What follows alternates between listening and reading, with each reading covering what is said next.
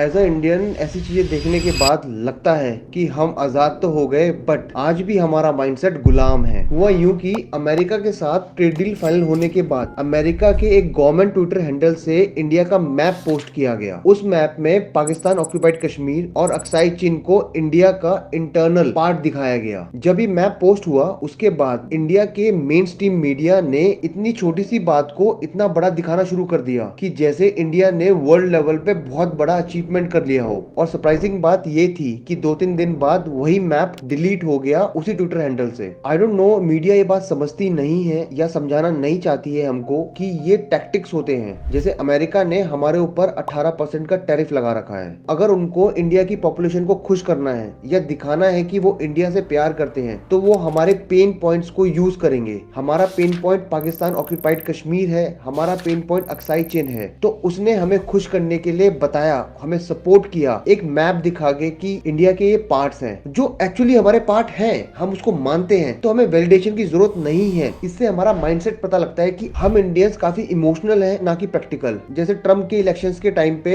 आपने देखा होगा कि इंडिया में यज्ञ हो रहे हैं ट्रम्प को जिताने के लिए, उसकी पूजा हो रही है, जिससे मोदी और ट्रम्प की काफी अच्छी दोस्ती है। तो वो इंडिया की काफी हेल्प करेगा। America as a sovereign country अपने डिसीजंस लेता है, वो किसी के ऊपर डिपेंड नहीं होता है। चाइना भी अपने डिसीजंस खुद ही लेता है, वो किसी की वैलिडेशन नहीं मांगता। अगर वो ताइवान को अपना इंटीरियर पार्ट मानता है तो वो खुला बोलता है। उसको ना वैलिडेशन यूरोप का चाहिए, उसको ना वैलिडेशन अमेरिका का चाहिए। हमें ही क्यों किसी का वैलिडेशन चाहिए होता है अपने आप को खुश करने के लिए। हमें एज अ इंडियन ऐसे गुलामी वाले माइंडसेट से निकलना ही होगा। अगर हम नहीं निकलेंगे तो अमेरिका के बाद अगर चाइना सुपर पावर बनता है और वर्ल्ड लीडर बनता है तो हमें उसको पूछना पड़ेगा। तो ये कभी खत्म नहीं होने वाला है। और हाँ, एक बात याद रखना, ये अमेरिका वही अमेरिका है जो वर्ल्ड ट्रेड सेंटर के अटैक से पहले कश्मीर के टेररिस्ट को बोलता था कि ये तो फ्रीडम फाइटर्स हैं, ये तो अपनी आजादी के लिए लड़ रहे हैं, ना कि उन्हें टेररिस्ट डिक्लेयर करता था। जब उनके जमीन पर टेररिस्ट अटैक हुआ तब जाके उन्होंने मानना शुरू किया कि हाँ, इंडिया में भी टेररिज्म है।